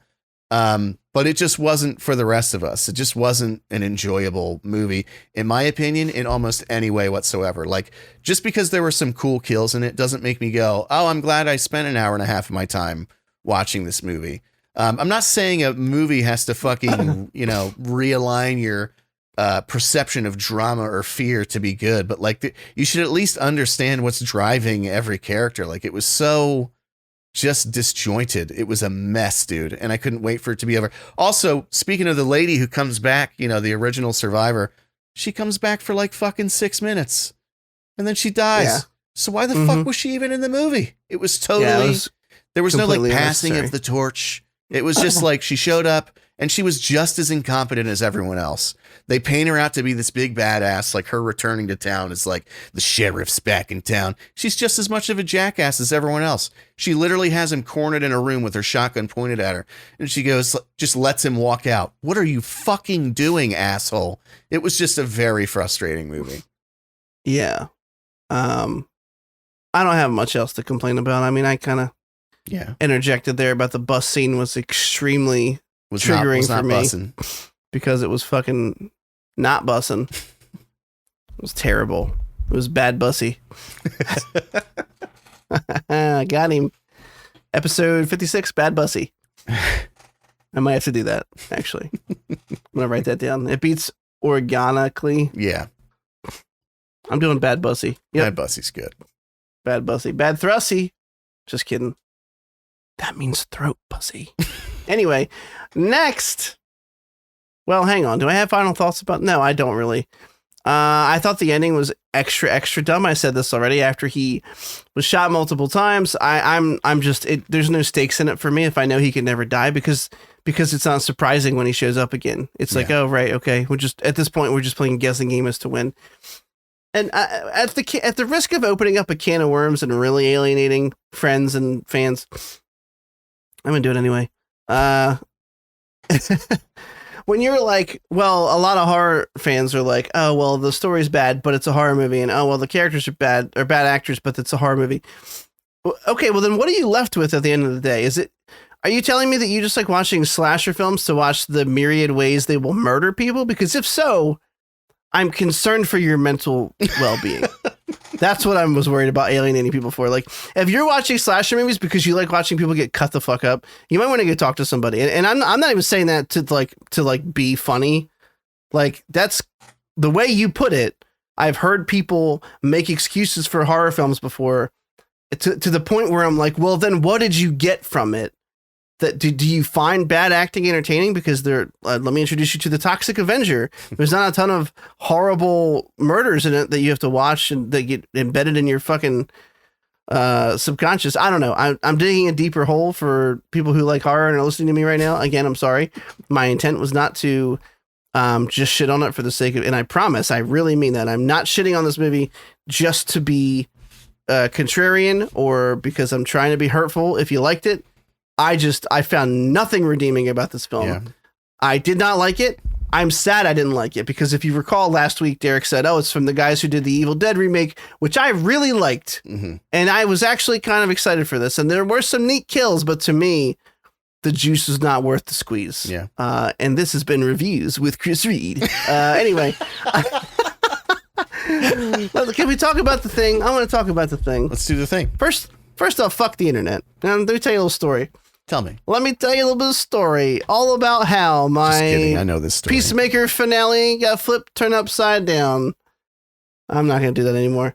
I woke up that Thursday morning, and I'm talking Thursday morning. Like most of the time, the episodes come out overnight if they're premiering on a certain day of the week. Wait, Wednesday? No, Thursday. It was Thursday. Thursday, yeah. And I'm like, oh shit, can't wait to watch Peacemaker finale tonight. Can't wait. First fucking alert on my phone was a recommendation for a fucking tweet from somebody who had tweeted out the big cameo surprise of the Justice League from it. And I was super fucking mad. And I bitched all day to Derek about it and watched Peacemaker on my lunch break, which I don't like doing. I like napping on my lunch break in my car, you fuckheads. I did it just to avoid any other surprises, which there weren't really any. Yeah, that being said, I really loved this episode. I thought it was a great wrap to the season. I feel like 6 and 7 weren't directed by Gunn, and then the finale was, and I feel like I could definitely tell the difference. Like the finale came, at least to me, the finale came out just banging on all cylinders. The jokes were fucking hilarious. I'm struggling to grab one out of the ether from the episode, but like it was immediately funny to me.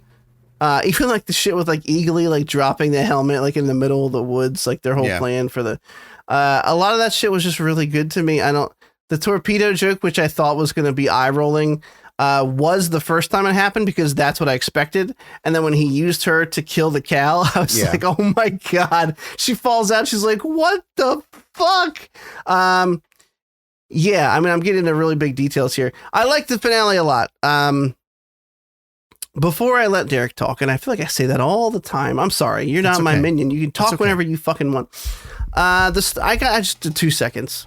Derek and I both loved the Snyder cut of the Justice League. I believe it is the definitive version of that film. I believe it is one of the best things Snyder's done in a long time. I think it's just a great film. It's well shot.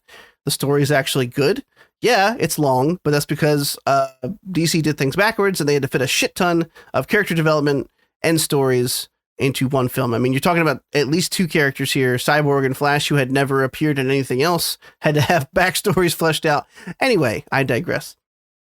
Some of these Snyderverse fans are like super dumb. Mm-hmm. And again, at the risk of alienating, you might be here because you heard we loved Snyder Cut. Who knows? Doesn't change anything. I did and do. But people from the Snyderverse were bitching about the Aquaman joke because they thought that it was like shitting on the serious character development that Snyder had. Like they were mad that they brought I'm not kidding, which is why I wanted to bitch about it. I saw so many tweets that were like, oh, another shot at the Snyderverse, like making Aquaman a joke. And I'm like, okay, first off, this joke, they landed in the first... What about it makes him a joke? It's a joke that he says. Like, what?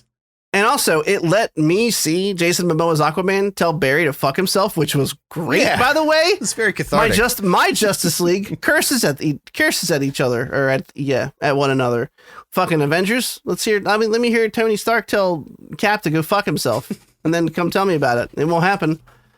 But Aquaman will tell Barry to fuck himself. That was great. I really loved that. And knowing that that's what was going to happen, it was so obvious, the foreshadowing, because she calls Amanda Waller her mother, fucking forgetting how to pronounce it. Adebayo. There we go. Attaboy. Adebayo calls Amanda Waller and says, I need backup. And you can hear, wah, wah, wah, wah, wah, wah. And she's like, I don't know, the Justice League. And funnily enough, that's who shows up, minus conspicuously Cyborg and Batman. So here's the deal. Apparently they were on set. They were just removed from the final episode at Warner Brothers' request. And Gunn had hinted at it was because of future film decisions, and I think that's accurate. They're actually almost all of the extras who filled in for the Justice League members have posted like it was an honor to be there, blah blah blah. And there's a guy in the Batman armored outfit who was like, it was great to be there. Unfortunately, I wasn't there, but you have to ask Warner Brothers about it or something. Including the guy who looked a lot like Henry Cavill as a stand-in, handsome fella. He is a free pass as well to the glory hole of Derecho and Crude. Get to cut right to the front. Yeah, we'll say Cavill and Cavill lookalikes. Sorry, he can Cavill. cut to the front, and I'll take him to the back of my throat. Sorry. I've been rambling kind of incoherently and all over the place. Just so you know, Snyder Cut fans are stupid because I don't think it takes those characters down a notch at all. I thought it was a cool cameo. Surprising cameo, to be honest with you. I really liked the episode. Thought it was funny. And that's it. How'd you feel about it? I thought it was good. I thought the cameo was great. Obviously, they show up and they're all backlit and you can't see their faces. So I'm like, okay, so fine. They're not going to be, obviously they're just stand-ins for the characters. And then obviously you saw Jason Momoa and drawing a blank on Barry's Ezra Miller. Ezra Miller, there it is. So like giving them actual lines just to begin with and having them be in the show was cool enough, but then obviously they have that funny exchange where he says, I'm tired of that fucking rumor that I fucked a fish, and Barry goes, you did fuck a fish. I don't know, it was just funny. But it's just funny to see Flash like fucking with him, like just poking him a little bit. He's like, fuck you, Barry. I'm like, yes. But it was a good episode. I did like it. I feel like and I know you wanted to mention this in there, that it was obviously renewed for a season 2. Initially it was just meant as a limited series. And I feel like, and I'm not trying to be contrarian here. I just want to get that across. I'm not trying to be like, oof, everybody likes this. I didn't think it was that good. I really just I thought it was good.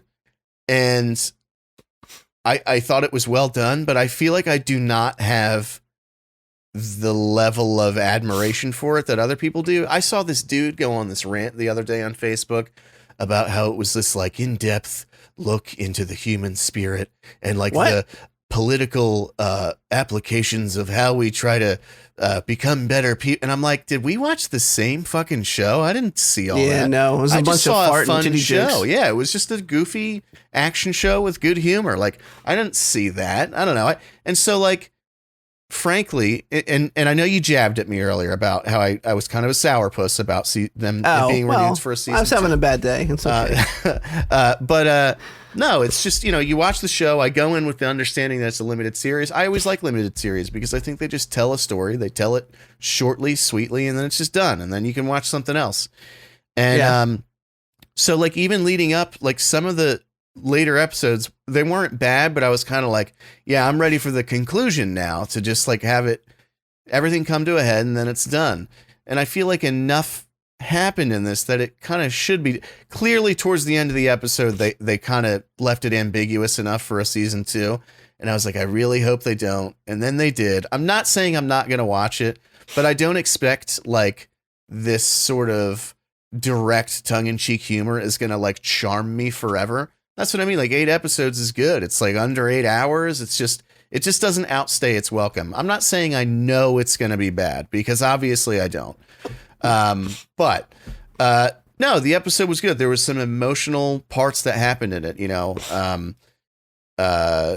reconciliation with Adebayo. There was the part where he's down there with the cow and the 2 butterflies are like doing this thing like, oh, you can help us. We need to save the planet or whatever. Oh yeah, that was well done. I really thought that they were going to do something dumb and have him go like, okay, I switched sides at the last minute. And then he didn't. Right. So I was grateful for that. And then later, it was actually really touching when Adebayo said, like, why? Was it your libertarian, crazy bullshit ideology? And he said, no, I just knew they were going to hurt you guys. And you guys are my friends. It was just a very, like, boom, like gut punch. He's obviously like an asshole the whole show, pushing people away. And just to have him be like, oh, actually, I acted against my self-interest because I just care about you. And I knew that they were going to hurt you. It was just a very kind of like raw scene. Yeah, I mean, it speaks a lot to his character development in this. Yeah. And I mean, I understand your hesitation about season 2. I do. And it's because if you remember, we were all hesitant, even back when Scoot McNairy was on the podcast with us. That's actually a real actor. So maybe stop saying Scoot McNairy was never on the podcast. I know he hates it, but Scooth is one of my favorite nicknames for you. I'm really sorry. I know you don't like it. Back when Scott was on the podcast, and we I heard like they how were we doing reference this. Scott like since he left the podcast. It's like on a show when like an actor like leaves halfway through a season, and then so the next season they sort of like, oh, what's Bob been up to? He opened a store just to like keep the continuity going. Well, I mean, Scott did open a store. Yeah, Just kidding. he is a real person. Listen to us. Yeah, he is. He does exist. Go back and look at old episodes. You'll see him. Anyway, no, even back when we first heard about this show, we were all, if you'll recall, pretty hesitant. We're like, that guy? Because Gunn did so much work in Suicide Squad to make him a fucking piece of shit. Yeah. And then in this show, you find out why he's a piece of shit, why he believes the things that he does, why he's a douchebag. And you know, because they put the character work in, it ended up working for me. You know, to the point where, you know, you're cheering for him because he gets out from under the thumb of his dad. Although he sees him very Arkham Knight style in his head now, with him appearing on the porch after he murdered him. But I mean, look, here's the thing: if Gunn is writing season 2, if they have an idea for a story, they're gonna get the benefit of the doubt for me until proven otherwise. I mean, this season was good enough; it had enough jokes that made me laugh out loud. I really wish I had written down like one or two from this finale, because there were a couple that really got me this episode. But yeah, I mean the whole speech with Goff, I forgot that Goff was the one that took over I forget her name. Too. I'm so sorry. The woman detective song. Okay, I was gonna say, it's making me feel like such a fucking misogynist. I'm like, the woman's name I forget. I am a Neanderthal, so take that with a grain of salt. That was a really nice moment where she's like, we made a vow that we're going to protect your planet, blah, blah, blah. And he made the choice I kind of didn't expect. I was actually like, I don't know which way he's going to go with this. Like, she's kind of saying like, you're one of us. Like, we see how you conduct business, and it's anything necessary to achieve, you know, their ultimate goal. And then, you know, switching gears, like right from an emotional scene to, he's like, activate human torpedo, and she flies into the big fucking cow and comes out covered in shit. And then right again to the thing we already talked about, the Justice League cameo, when I didn't even mention it, but his delivery, they show up and he's like, you're late, dickheads. And he's walking by holding Harcourt. And I think it's great. Honestly, John Cena's hilarious. And I sent you a gag reel. And some of that gag reel, I'll watch it. That's okay. I mean, you're not required to, but some of that gag reel is really fucking funny.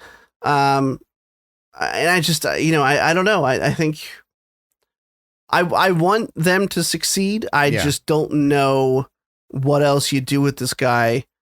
Obviously, with the Justice League being introduced with a cameo, there were some questions of like, is this in the proper DC? It clearly is. So that means that all these silly characters that they said exist really do it, like Kite Man, which has always been a running gag. Like, he really does exist in this universe. Yeah. So I don't know. I thought it was a great time. I really liked the show through and through. I remember 6 and 7. I was just like, that was fine. Like, it was funny, but it was mostly plot development. So it was like, okay. Some of the gags early on were hysterical. Standout scene for me is still probably Vigilante trying to rile up the white supremacists in prison. That whole scene was so fucking well written. Yeah, that's all I got. And the scene with Diebeard where he's like, why does your beard look like that? Oh, man. Really hard. Like, at first it started off, I thought it was going to be a funny scene. Like, all right, but then it got very, very real. And you see John Cena, you know, like, he's overhearing him and he's just like, no, and it's wordless. That's all. Another thing. I thought he was going to go up, hey, man, I'm sorry that I said all that stuff to you. Nope. No, he just feels like a fucking piece of shit. He's wearing it right on the front of his head. Like, there's no need to have extra dialogue to explain it. You just know it. You know the context. You've watched the show.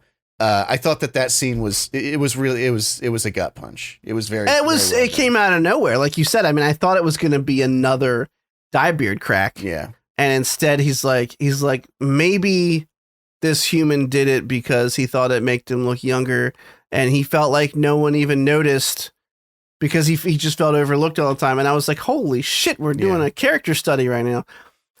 Yeah, great show. Congratulations to James Gunn. I think you have still not made something ever that I've hated. There's been some Guardians of the Galaxy 2 is not great, but I don't hate it. It just wasn't that great. Yeah. You went someone let you go a little too James Gunny on that one. You know what I mean? Like it felt like he was just in a toy box and he was like, what else can we reference? Let's make a Pac-Man reference. Fucking stupid scene. Anyway, I think that's all she wrote about Peacemaker season 2. Season 1. Yeah, you're right. Season 1 going into season 2. The transition from season 1 to 2. Yeah. Yeah, let's hope Peacemaker, congratulations. I hope in your downtime you get to fuck many ladies and men and party hard with Goff, who is going to just die a slow death because there's no longer any new death. Yeah. Like maybe Peacemaker saved a couple jars of that shit for him, but like how long is that going to last? Yeah. It's cool that the butterfly actually came back with him and it's like, well, you won. So yeah, what else am I going to do? No hard feelings. Yeah. I thought it was going to be like one of those open threads at the end of the thing because he very clearly shoots her in the chest and the other guy in the head. Mm-hmm. And I'm like, oh, that one's going to get away and it'll be a plot thread for season 2. But no, he just shows up at his porch hanging out with him again. I don't have anything else to say about it. I don't think I do either. I think we hit it. I think we dunked it. Slammo. Like, slammo, blammo. Boom. That's it. All right, episode 56, Bad Bussy. I need a thumbnail. I got to figure out what it's going to be. I think it should just be a bus with the Ahiago face on it, just blushing. With the what face? The cum face. The eyes are crossed, and Belle Delphine does it all the time. I didn't know there was a name for that face. It's what is it, honey? I said Ahigo, not Asiago or whatever I said. No, I'm just going to call it the dumb cum face. Dumb cum face. There you go. The DCF, if you will. Okay. I think that's it. Oh, I forgot you guys have a literal... What are you going to do when like Odin's old enough to know what that is? Is that going to go away? Odin, these anime girls are all what we call thirsty. And not for water. Not for water. A saline solution. That's when you go, you used to live in my balls. Anyway, all right, Derek, where can everybody find you? They can find me on Twitch and Twitter at Dr. Gloom MD. That's DRGLOO MMD. I hope that lined up properly. Starting Friday, I'm going to start streaming Elden Ring, probably all weekend next weekend. That's Friday the 25th. Oh shit! Shit! And that's it. That's where you can find me. I'll be there. Hi, I'm waiting. He's already there in the future. If you're listening to this later, it's true. Who knows what version he'll be playing? Because I don't know either, and I'd like to know. Sorry. You can find me on PC. I think it'll be okay. Yeah, you're still gonna. All right, I'll still do it too. Right. You can find me on Twitch and Twitter at TCN Please. I have been streaming again for Horizon Forbidden West, which has been just a joy so far. It's been a long time. It's been a while since I did that too. Yeah, I've been streaming Horizon Forbidden West. Right now, I'm looking at like a Monday, Wednesday, Friday, Saturday schedule. Although I've been missing Mondays here. I'll try to hit tomorrow night. Depends on how I feel. Again, been a little under normal today. Although I think that medicine helped me perform. Yeah, got your performance up. It fluffed me. Ho. Drinking Starbucks at like almost 9 p.m. That's a bold move. 8:30. Bold move, Cotton. Let's see if it pays off for him and losing sleep. I actually have to get up early tomorrow because if I don't feel bad, jumping on that peloton. Yeah, that's the rich guy bike, basically. Really quick before we go, I did my first workout on it ever, and I'm going to admit something. It's very shameful. I bought this Peloton probably like 8 months ago. I've never used it, so I've just been paying for it. That's just how it is, man. That's how it goes. How we do. That's how we do in life. Saturday, I'm like, like I said, I've been doing really good. Diet's still on track. Like I gotta start exercising. It's time to weave this into my routine, get things moving, get some, my goal was to be back in snowboarding shape by next winter. I got plenty of time to do it. Mm-hmm. But I need to get them muscles back right. At least used to being worked out. Cause Jesus, I've been a fat slob. Hop on the bike. They have this, so Peloton does these classes that you basically pay for. It's like these pre-recorded. Sometimes they do live as well, spin classes. They also just have this cool library of like pre-recorded bike trails that people have rode them, and you have videos, and you can just ride to that. You can also like cast it to your TV. There's a whole bunch of cool shit in there. Of course, they make you pay for it, but it's pretty neat. They also just released this new thing that I found Saturday, which is basically like a rhythm game for riding a bike. It's like it's almost, I wouldn't say Guitar Hero, but there's like 5 lanes. There's a resistance knob on the bike, obviously, to make it harder or less hard. So the resistance knob helps you change lanes from left to right. So the left is easiest, right's the hardest.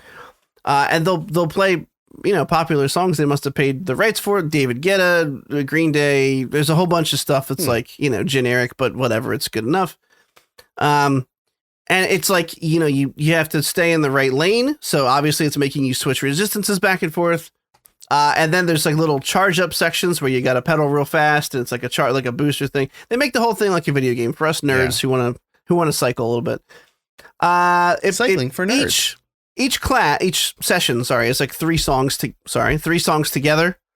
That's like one level, I guess. Yeah. I made it like halfway through, and it was on like beginner.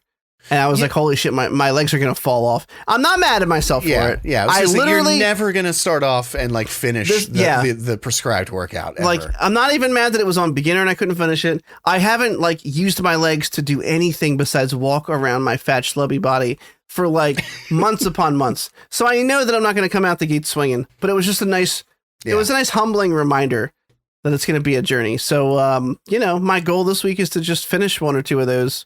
And maybe start doing some of those trail rides. And I want to get up to I like to get up to like 20 minutes on the bike per sesh. And then start some of those classes. That's it. That's all I wanted to say. You got it, baby. You can do this. Oh, yeah. We're going to de-chub ourselves. Yeah. And then we're going to be the sexiest, least listened to, with highest mic quality. Yeah. It's a very niche category. Yeah. Can't find anybody else here.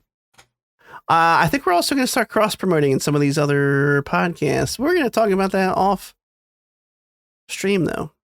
Off podcast. Cool. All right. I'll talk to you probably in 10 minutes, but for the listeners, next week. Yeah.